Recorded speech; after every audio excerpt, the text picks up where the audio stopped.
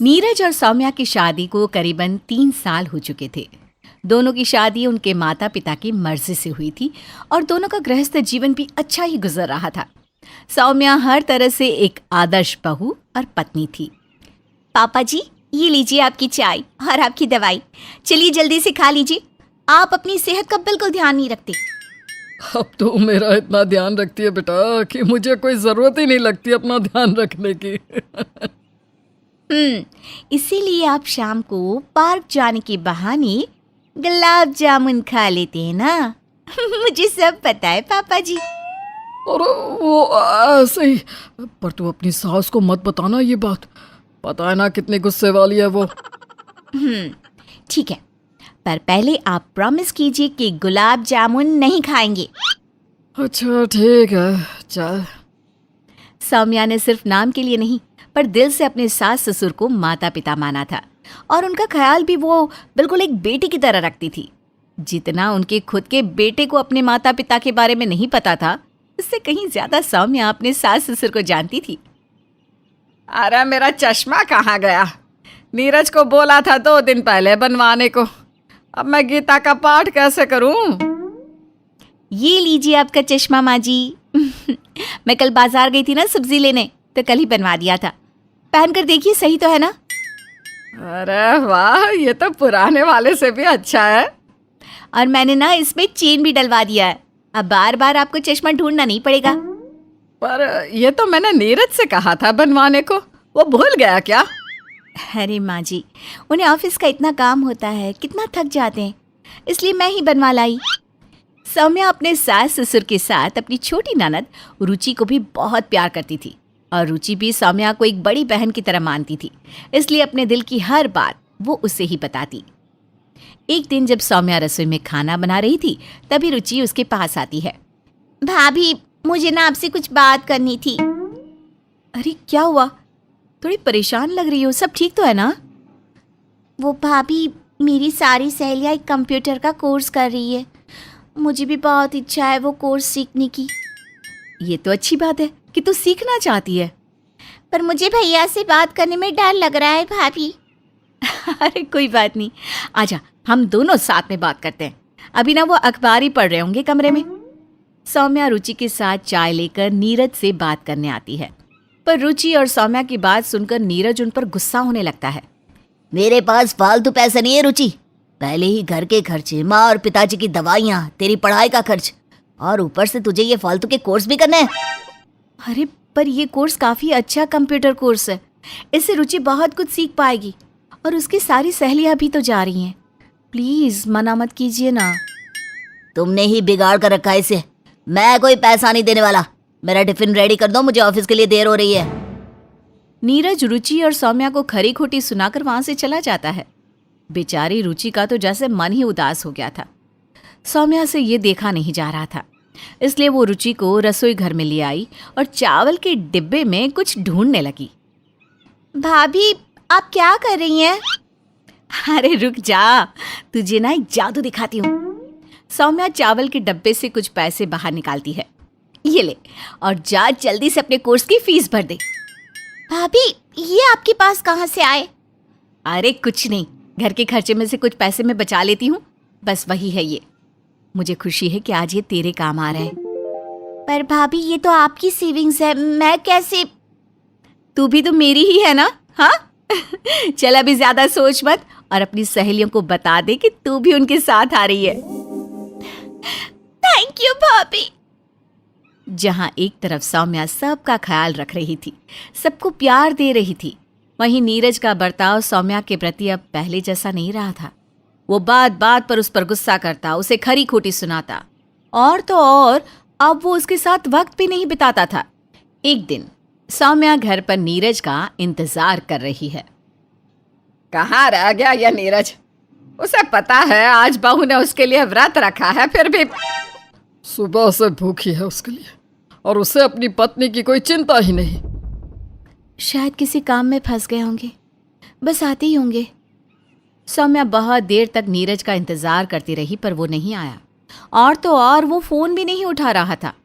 बेचारी सौम्या बिना अपना व्रत खोले ही भूखे पेट इंतजार करते करते सो गई और जब सुबह नीरज घर वापस आया, कहाँ था कल रात भर?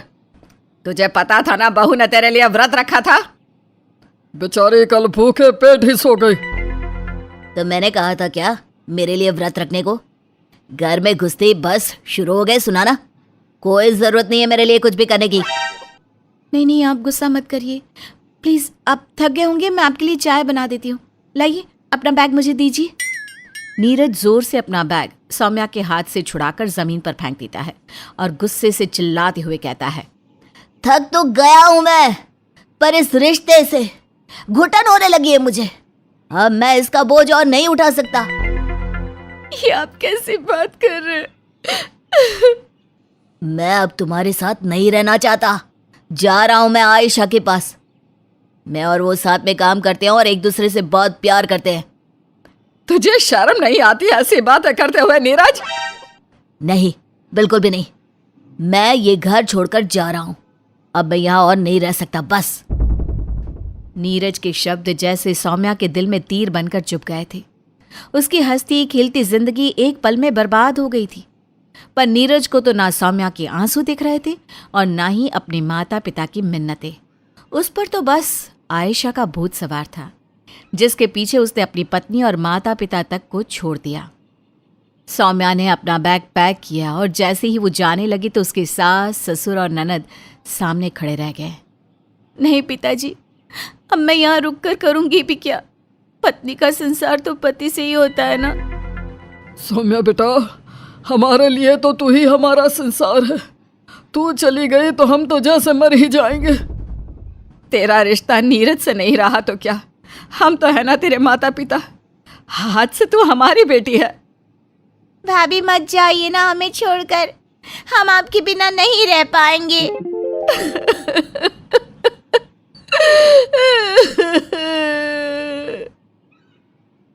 सौम्या उन तीनों को नहीं छोड़ पाई। अब उसने फैसला कर लिया था कि वो वहीं रहकर अपना फर्ज निभाएगी। उसने सिंदूर और मंगलसूत्र को अपने से दूर कर लिया और अपने ससुराल में बेटी बनकर रहने लगी। उसने एक नौकरी भी ढूंढ ली और रुचि को भी आगे पढ़ने के लिए प्रोत्साहित करने लगी। जहां एक तरफ सौम्या एक बेटी बनकर सब कुछ संभाल रही थी, वहीं दूसरी तरफ नीरज को अपनी करनी का फल मिल रहा था। आयशा, आज फिर तुम पार्टी में जा रही हो? मैं आज बहुत थक गया हूँ। कुछ देर तो बैठो मेरे साथ। मेरे पास वक्त नहीं है नीरज। खाना तुम खुद बना लेना, मैंने कुछ नहीं बनाया। और हाँ, मेरा इंतजार मत करना, मैं सीधा सुबह ही आऊंगी। नीरज को अब धीरे धीरे एहसास हो रहा था कि उसने क्या खो दिया था। इतनी ठोकर खाने के बाद उसने सोचा कि वो अपने घर वापस जाकर फिर से सब कुछ ठीक कर देगा। इसलिए एक शाम वो अपने घर वापस आया, जहाँ सब लोग साथ बैठकर चाय पीते हुए हंसी मजाक कर रहे थे। मुझे भी चाय मिल सकती है? आज घर का रास्ता भूल गया है क्या? मैं सब कुछ ठीक करने आया हूँ पिताजी। इतने वक्त के बाद अब क्या चाहता है हमसे तू? सौम्या, फिर से हम पहले जैसे हो जाते हैं ना। अरे भूल जाओ कि कुछ हुआ भी था। आपने मुझे क्या समझा है? मैं कोई खिलौना हूँ जिसे जब चाहा खेल दिया, जब चाहा फेंक दिया? हमारे बीच अब कुछ भी पहले जैसा नहीं हो सकता। तो फिर किस हक से यहाँ रह रही हो? निकल जाओ मेरे घर से। ये मेरा घर है, तुम्हारा इस पर कोई अधिकार नहीं। ठीक है, चली जाती हूँ मैं। आई बड़ी मुझे जवाब देने वाली। सौम्या अपने कमरे में जाकर अपना सामान बांध लेती है और बस जा ही रही होती है कि उसके ससुर उसके पास आते हैं और कुछ कागजात उसके हाथ में देते हैं। ये क्या है पिताजी? ये तेरा हक है बेटे। सौम्या कागजात खोलकर देखती है तो उसमें वसीयत थी जो उसके ससुर ने उसके नाम कर दी थी। आज से सब कुछ तुम्हारा है बेटे। यह घर, हमारी पुश्तैनी जमीन और जो भी हमारा है वो आज से तेरा है। पिताजी, आप ये कैसे कर सकते हैं? मैं इस घर का बेटा हूँ। बेटा जिसने माँ बाप के बारे में एक बार भी नहीं सोचा, उन्हें बुढ़ापे में अकेला छोड़कर चला गया। सौम्या हमारी बेटी है। आज से ये इसका ससुराल नहीं, मायका है। और आज के बाद तेरा इस घर पर कोई हक नहीं, समझा? पिताजी, मुझे ये सब नहीं चाहिए। मुझे तो बस आपका प्यार चाहिए। नीरज को समझ में आ गया था कि उसकी गलती की माफ़ी अब उसे कभी नहीं मिलेगी और उस दिन के बाद सौम्या का ससुराल अब सही मायने में उसका मायका बन चुका था, जहां वो अपने माता पिता और छोटी बहन के साथ खुशी खुशी रहने लगी थी। क्या करे, अगर किसी की सीमा की माँ जैसी माँ हो तो उस लड़की का तो भगवान ही मालिक है। देखिए जी, साफ साफ बोल देती हूँ, आपको तो कोई फ़र्क नहीं पड़ता। कल को ये ससुराल जाएगी तो लोग यही बोलेंगे ना, माँ ने तो कुछ सिखाया नहीं। बेचारी सीमा सोकर उठती है और माँ की बातें कान में पड़ती है। ये माँ को क्या हो गया है, पीछे ही पड़ी है, न जाने ससुराल ना हुआ क्या हो गया। अरे वहाँ जाकर न जाने मेरी बेटी को कैसा माहौल मिले, यहाँ तो उसे चैन से रहने दिया करो। लेकिन माँ नहीं मानती। आहा, उठ गई महारानी। राजकुमारी आज तो जल्दी उठ गई, थोड़ा और सो लेती। माँ ने चाय का घूंट नहीं पिया सुबह से कम सुबह जल्दी उठती तो चाय तो बना कर लाती। अरे भाग्यवान, मैं बना देता हूँ। हाँ, तुम ही बना दो, इसे तो सोने दो। सारा दिन तो किताब में नज़र गड़ा कर रखती है, और अब आप हो जो 2 काम करती है वो भी ना करने दो। कल से 5 बजे सोकर नहीं उठी ना तो कमर तोड़ दूंगी, समझी। सीमा की माँ को डर होता है कि बेटी ससुराल में कोई काम नहीं कर पाई तो उसकी नाक कट जाएगी। उतने में सीमा की होने वाली सास आ जाती है। अरे बहन जी, आइए आइए आइए, कैसे आना हुआ, बता देती तो घर वर थोड़ा साफ कर लेते। अरे कुछ नहीं, वो क्या है ना, आपके घर के पास के हलवाई से मिठाई लेने आई थी तो सोचा एक डिब्बा आप लोगों को भी पकड़ा दूं। सास सीमा को पास बुलाती है, उसके सर पर हाथ फेरकर डिब्बा दे देती है। अरे पजामा में तो सीमा बहुत छोटी सी गुड़िया सी लग रही है, पजामा ही ले आना ढेर सारा। हाँ अरे वो क्या है ना, घर का सारा काम करके एक बार ही नहाकर सूट पहनती है, वो कंफर्टेबल होती है ना पजामा में। अच्छा आप बताइए, घर का सारा काम हो गया? हाँ हाँ, वो सब तो कब का हो गया, हमारे घर में सुबह ही हो जाता है। अच्छा चलती हूँ। सीमा, मिठाई खाकर बताना कैसी लगी। अच्छा बहन जी, चलती हूँ। सीमा बेटा, बहुत सुंदर लग रही हो पजामा में। होने वाली सास तो चली जाती है, लेकिन ये क्या, सीमा की माँ तो सीमा पर टूट पड़ती है। देखा देखा, मैं ना कहती थी ससुराल में रहना आसान नहीं है। सुना गई ना 4 बात, ताने देने में ये औरत किसी से कम नहीं है। अरे लेकिन उन्होंने तो कुछ कहा ही नहीं, उल्टा मिठाई देने आई थी। अरे खोल बेटा सीमा, देखे तो कैसी मिठाई है हमारे घर के पास की जो हमें नहीं पता। अरे वो मिठाई इसलिए दे गई है कि उन्हें शादी में इससे भी महंगे मिठाई वाले से मिठाई चाहिए होगी। और तो और देखा नहीं कैसे कह रही थी, हम लोगों के घर तो सुबह ही सारा काम हो जाता है। समझ रही है ना सीमा? सीमा, जिसकी समझ में सच्ची कुछ नहीं आया वो तो परेशान सी हो जाती है। ना माँ, कुछ समझ में नहीं आया, क्या समझना था? अरे कितने सीधे हो तुम लोग। अरे वो बोलना चाहती थी कि इतनी देर नहीं, सुबह ही तो उसके घर का सारा काम कर देना। ओहो, ये बात थी। हाँ, और नहीं तो क्या। और तो और देखा कैसे पजामा के लिए 4 बार बोल गई, पजामा पजामा पजामा। हाँ, पर वो बोल रही थी कि अच्छा लग रहा है यही पहनना। ये तो अच्छा है कि कम से कम सीमा की सास उसे साड़ी पल्लू पल्ला के चक्कर में नहीं डालेंगी। अरे ताना था ताना कि अच्छी लग रही है, मजाक बना रही थी इसका, समझे नहीं? वैसे सच्ची सीमा की माँ ने उसकी सास की बातों का जो भी मतलब निकाला, सीमा और उसके पिता को तो समझ में ही नहीं आया। खैर आगे। अगले रोज़ सीमा कॉलेज के लिए निकल रही थी कि माँ, अरे सीमा, ये क्या पहना है? तुझे पता है ना कल ही तेरी सास ताने देकर गई है, फिर वही जींस टॉप पर आ गई। पर माँ मैं कॉलेज जा रही हूँ। हाँ तो ठीक है ना, ये सूट पहन कर जा, और हाँ कल से तू साड़ी पहन कर जाएगी, समझी? सीमा को गुस्सा आ जाता है, वो ज़ोर से माँ पर चिल्लाती है। क्या है माँ, साड़ी वाड़ी पहनकर कौन जाता है कॉलेज, बोलो। मैं जाती थी अपने ज़माने में, सास के सामने ऐसे चिल्लाएगी तो पता है क्या बोलेगी?